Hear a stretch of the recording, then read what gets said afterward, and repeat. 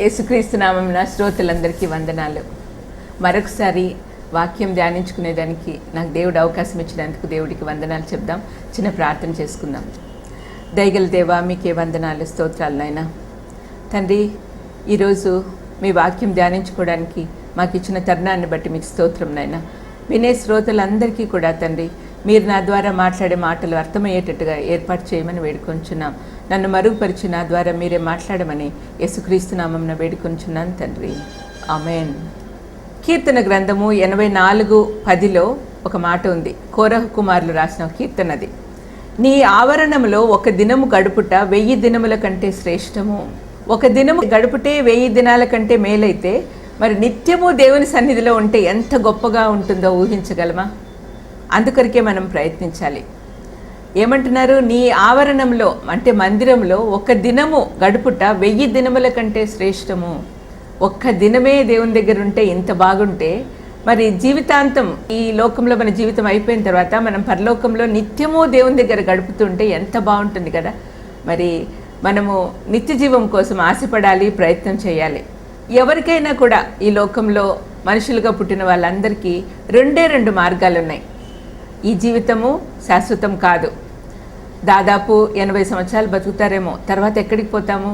తర్వాత ఉండేది 2 మార్గాలు, పరలోకం కానీ నరకం కానీ. వేరే చాయిస్ లేదు. పైకన్నా వెళ్ళాలి, కిందికన్నా వెళ్ళాలి, అగాధంలోకి వెళ్ళిపోవాలి.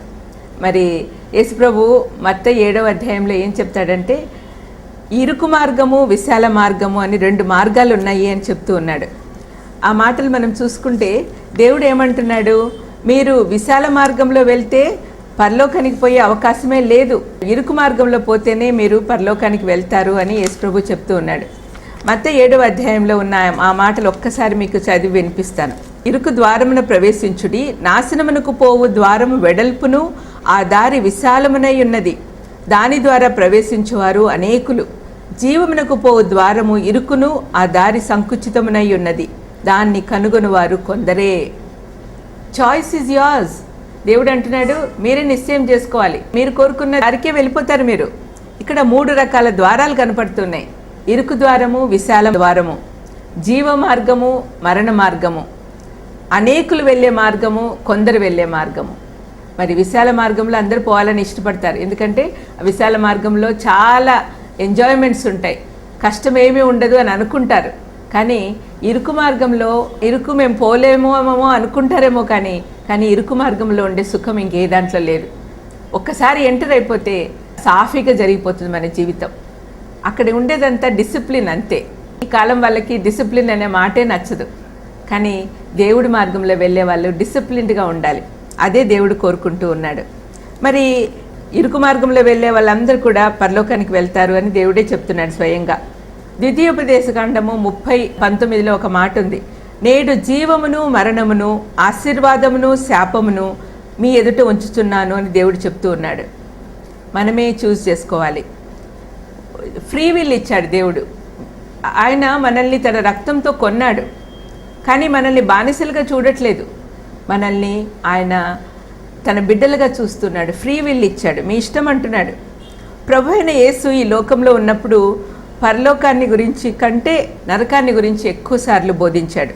ఎందుకంటే మనలను ఆ భయంకర ప్రదేశం నుండి తప్పించడానికి ప్రేమతో హెచ్చరించుటకే ఈ మాటలు చెప్తూ ఉన్నాడు. నరకం గురించి మనకు క్లియర్గా చెప్తూ ఉన్నాడు. ఒక దైవభక్తుడు అంటాడు, మీరు పరలోకం గురించి చెప్పుకున్నా పర్వాలేదు, నరకం గురించి అందరికీ చెప్పాలి అంటాడు. ఎందుకంటే మనము ఈ జీవితం శాశ్వతం కాదు కదా. మరి ఈ జీవితం తర్వాత మనం ఎక్కడికి పోతామో అనే దానికి చాలామందికి జవాబు తెలియదు. కానీ బైబిల్ ఖచ్చితంగా చెప్తా ఉంది, ఈ జీవితం తర్వాత మనము మంచిగా ఉంటే, దేవుని సన్నిధిలో దేవునికి దగ్గరగా ఉంటే మనం పరలోకానికి వెళ్తాము, దేవునికి విరుద్ధంగా జీవిస్తే నరకానికి వెళ్తాము అనే విషయము బైబిల్ ఖచ్చితంగా చెప్తా ఉంది. ప్రేమమయుడైన దేవుడు, అసలు దేవుడు ప్రేమమూర్తి అంటాం కదా, ఈ ప్రేమమయుడు అసలు నరకాన్ని ఎందుకు సృష్టించాడు అనే ఆలోచన చాలామందికి వస్తుంది. దేవుడు నరకాన్ని ప్రజల కోసము, తను సృష్టించిన తన బిడ్డల కోసం ఏర్పాటు చేయలేదు, అపవాదికి వాని దూతల కొరకు సృష్టించాడు అనే విషయము ఖచ్చితంగా చెప్తూ ఉన్నాడు. మత్తయి 25:41 ఆ విషయం రాయబడి ఉంది. ఆయన అంటున్నాడు, శపింపబడిన వారలారా, నన్ను విడిచి అపవాదికిని వాని దూతలకును సిద్ధపరచబడిన నిత్యాగ్నిలోనికి పోవుడి అని చెప్తూ ఉన్నాడు. అంటే నరకం మన కోసం సృష్టించలే దేవుడు, సైతానుకు అతని అనుచరుల కోసం ఏర్పాటు చేసినాడు. కానీ ఎప్పుడైతే మనం పాపానికి దాసులం అయిపోతామో అప్పుడు అపవాదికి దాసులం అయిపోతాం. కాబట్టి మనం కూడా అతని ఉండే ప్లేస్కే మనం కూడా వెళ్ళేదానికి అవకాశం ఉంది. మనకు పరలోకము, భూలోకము, నరకము వీటిని గురించి చెప్పడానికి యేసు ప్రభు ఒక ఉపమానం చెప్తూ ఉన్నాడు. అది బైబిల్లో ఉండే మాటలు మీకు వినిపిస్తాను, దయచేసి శ్రద్ధగా వినండి. లూకాసు వార్త 16వ అధ్యాయము 19 నుంచి చివరి వరకు ఉన్న వాక్య భాగాన్ని నేను నిదానంగా చదువుతాను, మీరు దయచేసి వినండి. ధనవంతుడు ఒకడుండెను. అతడు ఊదారంగు బట్టలను సన్నపు నార వస్త్రములను ధరించుకొని ప్రతిదినము బహుగా సుఖపడుచుండువాడు. ధనవంతుడు చాలా లగ్జూరియస్గా బతుకుతున్నాడు. ఊదారంగు బట్టలు కేవలం ధనవంతులే వేసుకుంటారు. మరి మంచి బట్టలు వేసుకుంటూ ఉన్నాడు. సన్నపు నార వస్త్రములు, రిచ్ క్లోత్స్ వేసుకుంటూ ఉన్నాడు. బహుగా సుఖపడుచుండవాడు. లాజరు అని ఒక దరిద్రుడుండెను. వాడు కురుపులతో నిండిన వాడై ధనవంతుని ఇంటి వాకిట పడి ఉండి అతని బల్ల మీద నుండి పడు రొట్టె ముక్కలతో ఆకలి తీర్చుకొని గోరెను. ఆ ఇంటి వాకిట ఒక దరిద్రుడున్నాడు, అడుక్కునేవాడున్నాడు. అతడు కురుపులతో నింపబడి ఉన్నాడు. ధనవంతుని ఇంటి వాకిట పడి ఉండి అతను రోజు పార్టీలు చేసుకుంటాడు. ధనవంతుడు పొద్దున సాయంత్రం పార్టీలు ఉంటాయి వాళ్ళ ఇంట్లో. మరి ఆ పార్టీలు అయిన తర్వాత మిగిలిపోయిన భోజనం అదంతా బయటపడేస్తారు. ఆ బయటపడేసిన భోజనం కోసము అతను అక్కడ కూర్చుంటూ ఉన్నాడు. అయితే అక్కడ ఏమవుతుంది, కుక్కలు చేరుతాయి అటువంటి భోజనం తినడానికి. ఆ కుక్కలు వచ్చి వాని కురుపులు నాకుతూ ఉన్నాయంట. అంటే అతనితో పాటు పోట్లాడుతున్నాయి పడేసిన భోజనం కోసం. ఆ దరిద్రుడు చనిపోయి దేవదూతల చేత అబ్రహాం రొమ్మున ఆనుకొనుటకు కొనిపోబడెను. ధనవంతుడు కూడా చనిపోయి పాత పెట్టబడెను. ధనవంతుడు కూడా అని రాయబడి ఉంది ఇక్కడ. అంటే ఎవరికి, అందరికీ మరణం రావాల్సిందే. మరణం అనేది భౌతికంగా అంతం, కానీ నిత్య జీవితంలో అది ఆరంభం. నిత్య నరకంలో కానీ అది ఆరంభమే. మరణం అందరికీ కామన్. ఈ ధనవంతుడికి ధనం ఉంది కాబట్టి మరణం నుండి తప్పించలేదు ధనం. ధనము మంచం కొనగలదు కానీ నిద్ర కొనలేదు. ధనము అన్నీ కొనగలదు కానీ మరణం నుండి తప్పించడానికి అవకాశమే లేదు. ఇక్కడ మనం చూస్తుంటే ఇద్దరు చనిపోయారు. దరిద్రుడేమో చనిపోయి దేవదూతల చేత, ఆ దరిద్రుడు ఈ లోకంలో చనిపోయిన వాడు అడుక్కునేవాడిని అక్కడ పడేస్తారు రోడ్డు మీద. అప్పుడు మున్సిపాలిటీ వాళ్ళు వచ్చి ట్రక్కుల్లో తీసుకెళ్ళిపోతారు. అదే వానికి వచ్చిన మనం ఇచ్చే గౌరవం. అయితే దేవదూతలు వచ్చి అబ్రహాం రొమ్మున, అంటే పరలోకానికి పోయే దారిలో ఉన్నాడు అక్కడ. యేసుప్రభు చనిపోకముందు పరలోకం డైరెక్ట్గా పోయేవాళ్ళు కాదు, అబ్రహాం రొమ్మున అక్కడ ఆగి ఉండేవాళ్ళు. మరి అక్కడ ఈ లాజర్ని తీసుకెళ్ళి దేవదూతలు అక్కడ ఉంచారు. కానీ ధనవంతుడు కూడా చనిపోయి పాతి పెట్టబడ్డాడు. ఆయన పాతి పెట్టబడ్డము చాలా ఘనంగా జరిగి ఉంటుంది. ఆయనను ఫేర్వెల్ ఇస్తారు, చాలా గ్రాండ్ ఫేర్వెల్ టు హెల్, నరకానికి పో అని చక్కగా వాళ్ళు ఫేర్వెల్ ఇస్తూ ఉన్నారు. ఆ పార్టీలు ఏర్పాటు చేస్తారు, మీటింగ్లు ఏర్పాటు చేస్తారు. ఆ టైంలో అందరూ ఏడుస్తూ ఉంటారు. కొంతమంది ఆయన గురించి మాట్లాడతారు. ఆయన ఒకవేళ చెడ్డవాడు అయి ఉన్నా కూడా చనిపోయిన వాళ్ళ గురించి చెడ్డగా చెప్పకూడదు కాబట్టి మంచిగా చెప్తూ ఉంటారు. ఈయన చాలా సహాయం చేశాడు, చాలా మంచివాడు, అట్లా చెప్తూ ఉంటారు. ఏదైతేనేం దేవుడికి సమస్తం తెలుసు కాబట్టి ఆయన నరకానికి వెళ్ళిపోయాడు. అప్పుడు అతడు పాతాళంలో బాధపడుచు కన్నులెత్తి దూరము నుండి అబ్రహామును అతని రొమ్మున ఆనుకొని ఉన్న లాజర్ను చూసి, ఇక్కడ ఏం చేస్తున్నాడు, పాతాళంలో ఉన్నాడు, ఇతను నరకంలో ఉన్నాడు. నరకంలో ఏముంటుంది, నిత్యము కేకలు వేస్తూ ఉంటారు. ఎందుకంటే అక్కడ అగ్ని ఉంటుంది, బాగా మండుచున్న అగ్ని. ఆ అగ్ని ఆరదు, పురుగు చావదు, ఎప్పుడు కూడా వాళ్ళకు దాహం వేస్తూ ఉంటుంది. అక్కడ నీళ్ళు ఇచ్చే వాళ్ళు ఉండరు, కేకలు వేస్తూ ఉంటారు, బాధపడుతూ ఉంటారు. అది నరకం. ఆ నిత్య నరకంలోకి ఒకసారి పోతే మళ్ళీ బయటకు వచ్చే అవకాశమే లేదు. ఈ ధనవంతుడు అక్కడ ఉన్నాడు. అక్కడ నుంచి ఏడుస్తూ పైకి తలెత్తి చూస్తే అబ్రహాం కనపడుతున్నాడు. అబ్రహాం రొమ్మున లాజరు కనపడుతున్నాడు. లాజర్ను రోజు తన ఇంటి ముందర కుక్కలతో పాటు పడి ఉండేవాడు. అతను పోయి అబ్రహాం రొమ్మున ఉన్నాడంటే అతనికి ఆశ్చర్యంగా ఉంది. అదేంటి, నా ఇంటి ముందర అడుక్కునేవాడు అక్కడికి పోయినాడు అని అనుకుంటూ ఉన్నాడు. అప్పుడు లాజర్ను చూసి ఆయన ఏమంటున్నాడంటే, ధనవంతుడు, తండ్రివైన అబ్రహామా, నా యందు కనికరపడి తన వేలి కొనను నీళ్లలో ముంచి నా నాలుకను చల్లార్చుటకు లాజర్ను పంపుము, నేను ఈ అగ్నిజ్వాలలో యాతన పడుచున్నానని కేకలు వేసి చెప్పాను. ఈ ధనవంతుడు ఏమంటున్నాడు, తండ్రివైన అబ్రహామా అంటున్నాడు. అంటే ఇతను కూడా యూదుడే, అబ్రహాం సంతానమే. కానీ తన పితరులు పరలోకంలో ఉంటే ఈయన మాత్రము నరకంలో ఉన్నాడు. అంటే ఈయన కూడా యూదుడు కాబట్టి ధర్మశాస్త్రం తెలుసు, దేవుని గురించి తెలుసు, ఆయన కూడా నిర్లక్ష్యం చేశాడు. తండ్రివైన అబ్రహామా, ఇప్పటికైనా నేను చేసిన తప్పు క్షమించి నాకు దాహం తీర్చడానికి లాజర్ను పంపించవా అని అడుగుతున్నాడు. తన పితరుడు కాబట్టి తన మాటలు నమ్ముతాడు, వింటాడు, తన కోసం నీళ్లు పంపిస్తాడని అనుకుంటూ ఉన్నాడు ధనవంతుడు. అప్పుడు అబ్రహాం చెప్పిన సమాధానం చూడండి. అందుకు అబ్రహాం అంటున్నాడు, కుమారుడా కుమారుడా అని పిలవడంలో ప్రేమ ఉంది, కానీ ప్రేమతో ఏం చేయలేడు ఆయన. It's too late. ఒక్కసారి నరకానికి పోయిన వాళ్ళు మళ్ళీ తిరిగి వచ్చేదానికి అవకాశమే లేదు. ఇక్కడ ఏమంటున్నాడు, కుమారుడా నీవు నీ జీవితకాలమందు నీకు ఇష్టమైనట్లు సుఖం అనుభవించితివి. నీకు ఇష్టం వచ్చినట్టు సుఖం అనుభవించావు. ఒక్కసారి కూడా నీ ఇంటి ముందర పడి ఉన్న ఆ లాజర్ను చూసి కనికరపడ్డావా? ఒక్కసారైనా, ఒక్క పూటైనా ధనవంతులకంతా భోజనాలు పెడుతున్నావే, ఆ దరిద్రుడికి ఒక్క పూటైనా నువ్వు భోజనం పెట్టావా? నువ్వు ఇక్కడున్నన్ని రోజులు రిచ్ క్లోత్స్ వేసుకొని మంచి మంచి బట్టలు కట్టుకొని బాగా ఆనందించావు, సుఖపడ్డావు. అయితే ఈ లాజర్ అయితే కష్టం అనుభవించాడు, అది జ్ఞాపకం చేసుకొనుము. ఇప్పుడైతే వాడు ఇక్కడ నెమ్మది పొందుచున్నాడు, నువ్వు యాతన పడుచున్నావు. నువ్వు ఈ లోకంలో సుఖపడిన దానికి ప్రతిఫలంగా, దేవునికి దూరంగా జీవించిన దానికి ప్రతిఫలంగా నువ్వేమో ఇప్పుడు కష్టపడుతున్నావు. ఇతనైతే అక్కడ కష్టపడ్డాడు కానీ ఇక్కడ నెమ్మది అనుభవిస్తూ ఉన్నాడు అని కంపేర్ చేసి చెప్తున్నాడు అబ్రహాం. ఇది మనకు కూడా మంచి పాఠం అవ్వాలి. మనం ఈ లోకంలో ఉన్నప్పుడు దేవుణ్ణి మర్చిపోయి ఇష్టం వచ్చినట్టు జీవిస్తే తప్పనిసరిగా మనము నరకానికి వెళ్ళిపోతాం. ఆ విషయం చెప్తూ ఉన్నాడు. అయితే ఇక్కడ మనము కొంచెం అర్థం చేసుకోవాల్సిన విషయం ఏమంటే, ఈ కథ అంతా, ఈ ఉపమానం మనం చదువుతుంటే ఏమనిపిస్తుందంటే, ధనవంతులందరూ నరకానికి పోతారు, అడుక్కునే వాళ్ళందరూ పరలోకానికి వెళ్తారు అన్న అర్థం కొంతమంది అట్లా అర్థం చేసుకుంటారు. కానీ అది కాదు ఇక్కడ మనం గమనించాల్సింది. ధనవంతులు ఎవరైతే దేవునికి దూరంగా జీవిస్తారో, ధనానికి ఎక్కువ ప్రాముఖ్యత ఇస్తారో, దేవుడి కంటే ధనమే ఎక్కువ అని అనుకుంటారో, అటువంటి వాళ్ళ గురించి ఇక్కడ చెప్పబడి ఉంది. ధనవంతులు వాళ్ళు ధనం ఎక్కువ అయ్యే కొద్దీ ఇంకా సంపాదన మీద పడతారు. అందుకనే యేసుప్రభు ఒక సందర్భంలో చెప్తాడు, మీరు దేవునికి సిరికి దాసులుగా ఉండలేరు. ఒకరిని ప్రేమిస్తే ఒకరిని తప్పనిసరిగా ద్వేషిస్తారు అని చెప్తున్నాడు దేవుడు. అంటే మనము మన జీవితంలో ధనం లేకుండా జీవించలేం. ప్రతి పని చేయాలంటే కూడా ధనం ఉండాలి. కానీ ఆ ధనము ఎప్పుడు కూడా ఒక సర్వెంట్గా ధనాన్ని మనం చూస్తే అది చాలా యూస్ఫుల్గా ఉంటుంది మనకు. కానీ ఎప్పుడైతే దాన్ని యజమానిగా తలకెక్కించుకుంటామో ఆ రోజు నుంచి మన నాశనం మొదలవుతుంది. ప్రతి ధనవంతుడు కూడా ఇంకా ధనం సంపాదించాలి అని ఆశపడితే ఎప్పుడు మంచిదవుతుంది? ఇతరులకు సహాయపడే వాళ్ళగా ఉన్నప్పుడు. దేవుడు మనల్ని బ్లెస్ చేస్తున్నాడు అంటే ఇతరులకు బ్లెస్సింగ్గా ఉండడానికి దేవుడు మనల్ని బ్లెస్ చేస్తున్నాడు అనే విషయం మనం అర్థం చేసుకోవాలి. మనకు ధనం ఎక్కువగా వచ్చే కొద్దీ మనం ఇతరులకు ఇవ్వడానికి ముందుకు రావాలి.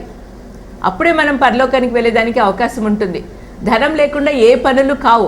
కానీ ధనాన్ని ఎప్పుడు it's a good servant but not a good master అని చెప్తారు.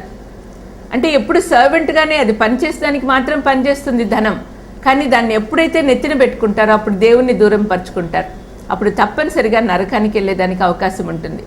ఈ దరిద్రుడు ఎవడైతే అడుక్కుంటున్నాడో, అడుక్కునే వాళ్ళు మాత్రమే పరలోకానికి వెళ్తారు అనే మాట తప్పు.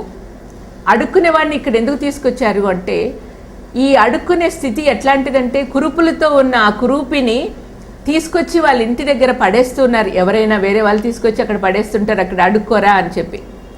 మరి అతను సొంతంగా ఏమీ చేసుకోలేడు, అతనికి ఎవరో సహాయం కావాలి.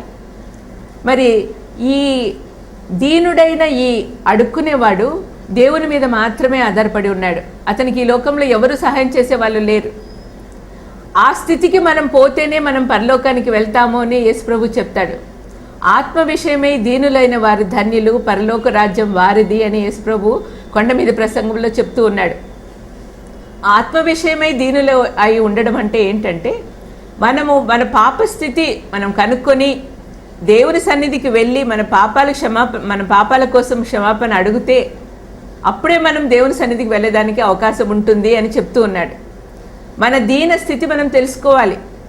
ఆత్మ విషయమై మనం దీనులుగా ఉన్నాము, ఆత్మ విషయం మనం చాలా తక్కువ స్థాయిలో ఉన్నాము, మనం ఆత్మీయ స్థితి పెంచుకోవాలి, మనం దేవుని సన్నిధికి వెళ్ళాలి. దేవుడు తప్ప మనల్ని కరుణించేవారు ఎవరూ లేరు, దేవుడు తప్ప మనల్ని రక్షించేవాడు ఎవడు లేడు, దేవుడు తప్ప మనల్ని విమోచించేవాడు ఎవరూ లేరు, యేసుప్రభు తప్ప మనం పరలోకానికి వెళ్ళేదానికి మార్గమే లేదు అని తెలిసి ఆయన సన్నిధికి వచ్చి దీన స్థితిలో ఉండే వాళ్ళకే పరలోకం ప్రాప్తిస్తుంది. మరి ఆ విషయము ఈ దీనుడైన ఈ దరిద్రుడికి తెలిసింది కాబట్టి అతను దేవుని మీద ఆధారపడ్డాడు కాబట్టి ఆయన పరలోకానికి వెళ్ళాడు. ఇప్పుడు ఇంకొక మాట చెప్తూ ఉన్నాడు అబ్రహాము, ఇప్పుడైతే వాడు ఇక్కడ నెమ్మది పొందుచున్నాడు, నువ్వు యాతన పడుతున్నావు. అంతేకాక ఇక్కడి నుండి మీ యొద్దకు దాటగోరువారు దాటి పోజాలకుండునట్లును, అక్కడి వారు మా యొద్దకు దాటి రాజాలకుండునట్లును మాకును మీకును మధ్య మహా అగాధముంచబడి ఉన్నదని చెప్పెను. అంటే ఒక్కసారి చనిపోయిన తర్వాత ఒక మనిషి ఆత్మ శరీరము వేరైపోయిన తర్వాత ఆత్మ దేవునికి సమీపంగా ఉంటే పరలోకానికి వెళ్ళిపోతుంది, దేవునికి విరుద్ధంగా ఉంటే నరకానికి వెళ్ళిపోతుంది. అంతటితో స్టాప్. ఇంకా నిత్య జీవము నిత్య నరకము అది మొదలవుతుంది, కానీ తిరిగి వచ్చేదానికి అవకాశం లేదు.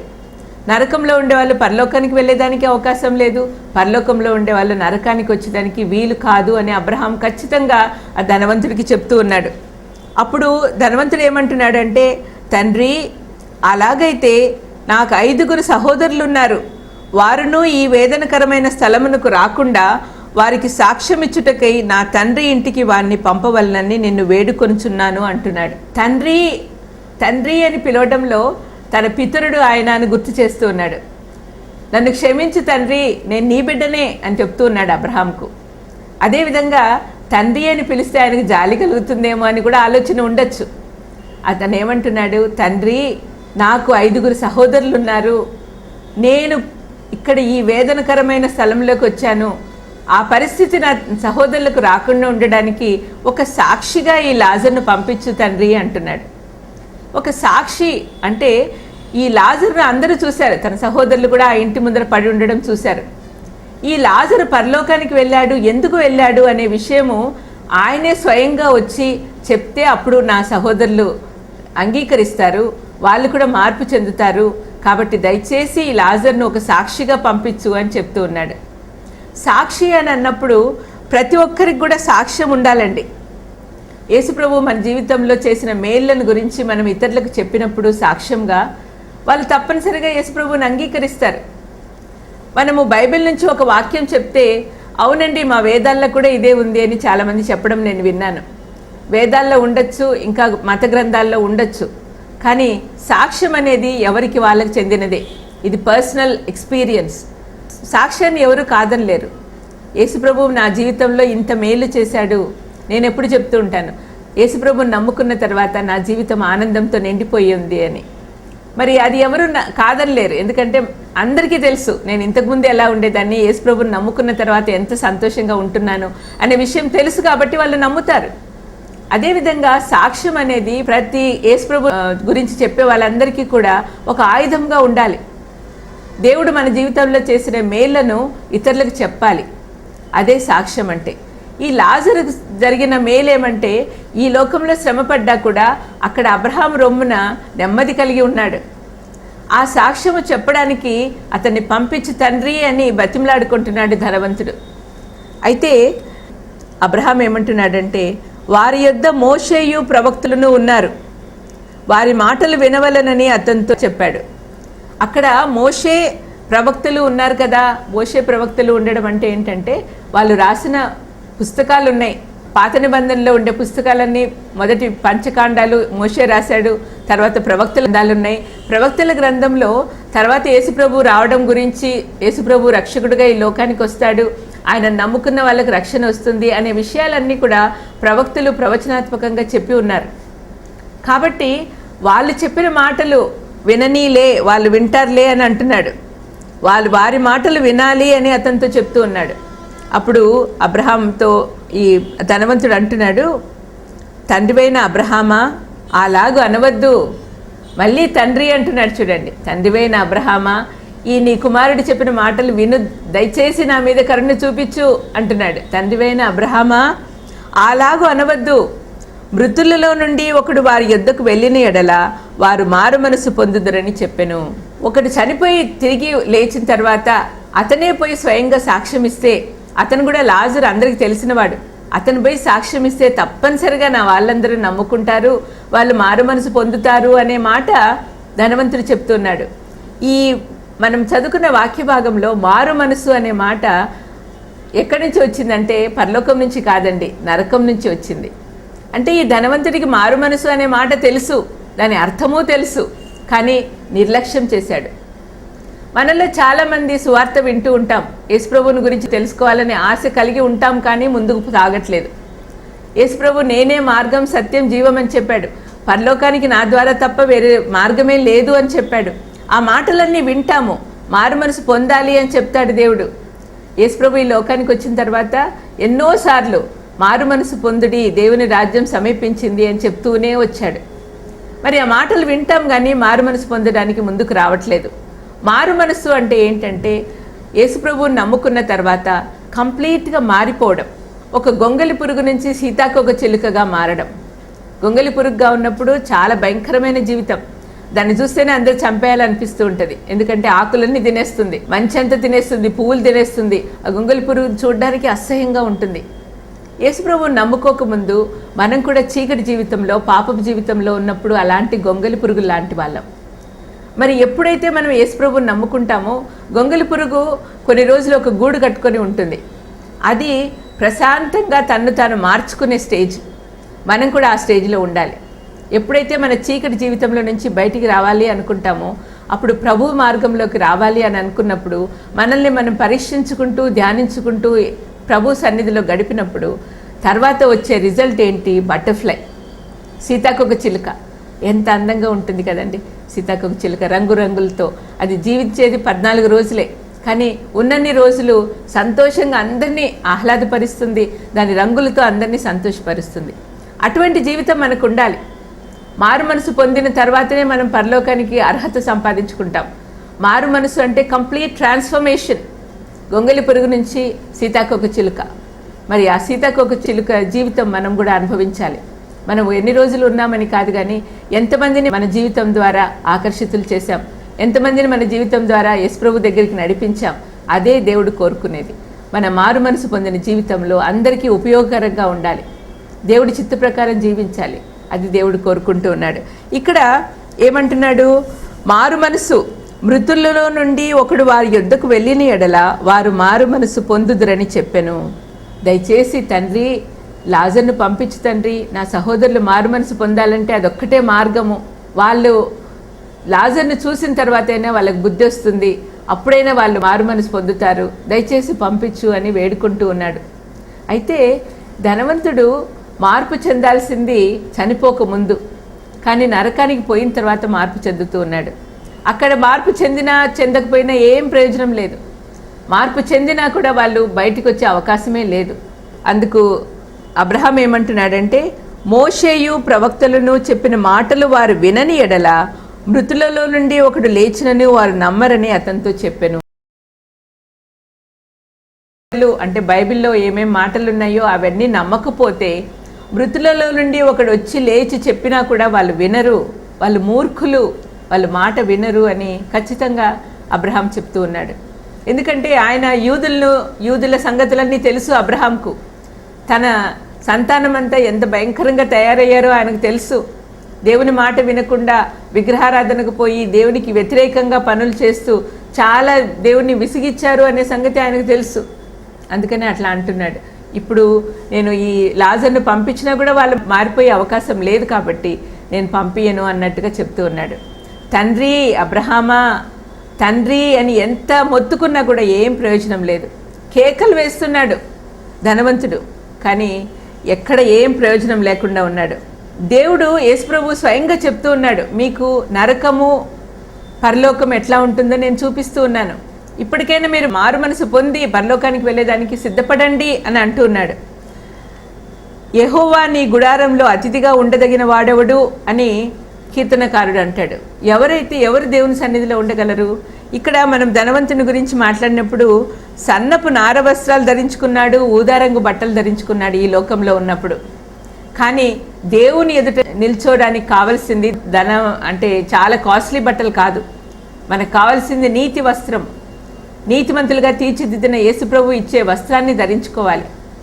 ఆయన ఎదుట నిలబడాలంటే సామాన్యులకు చేత కాదు, మానవ మాత్రులకు ఎవరికి కూడా ఆయన దగ్గరికి వెళ్ళేదానికి, ఆయన ఎదుట నిలబడడానికి వీలు కాదు. ఎందుకంటే ఒక ఎగ్జాంపుల్ చెప్తాను మీకు.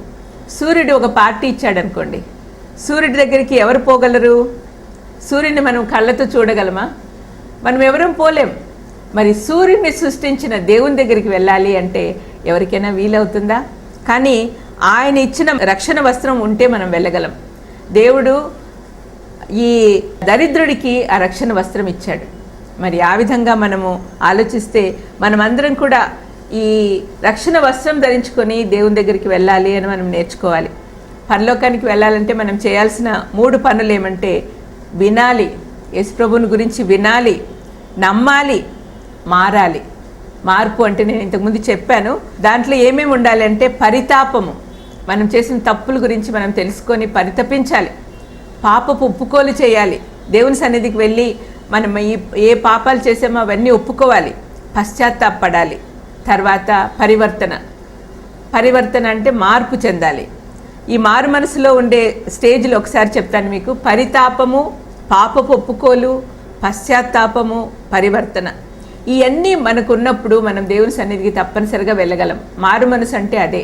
ఆ మారు మనసు చెందిన జీవితంతో, మారు మనసు పొందిన హృదయంతో దేవుని సన్నిధికి వెళ్తే దేవుడు తప్పనిసరిగా మనల్ని యాక్సెప్ట్ చేస్తాడు.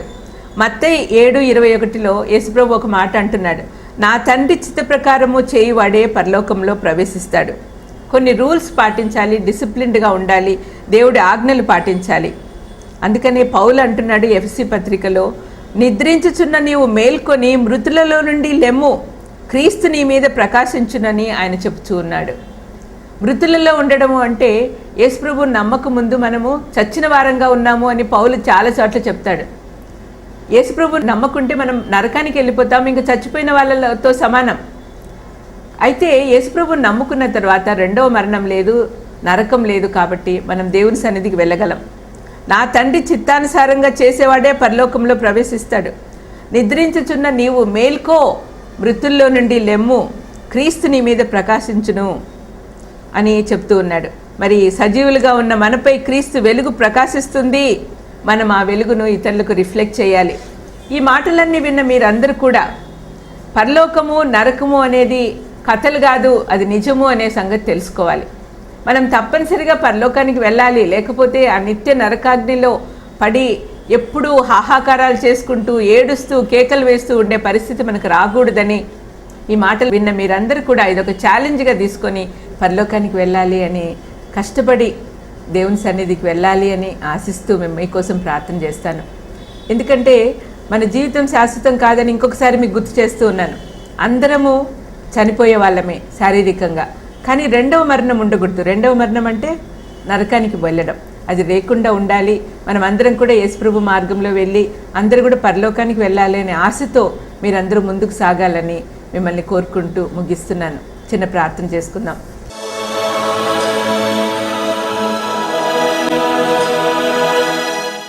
దయగల యేసయ్యా, మీకే వందనాలు, స్తోత్రాలు నాయనా.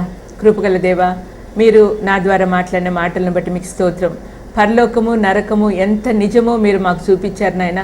తండ్రి, మేము ఎప్పుడు కూడా ఎవ్వరం కూడా నరకానికి పోకూడదు, మీ మార్గంలో వస్తూ మీ సన్నిధిలో చేరాలి, పరలోకంలో మీతో పాటు జీవించాలి అనే ఆశ కలిగి ఉండేటట్టు దీవించమని యేసుక్రీస్తు నామమున వేడుకొంచున్నాను తండ్రి. ఆమేన్.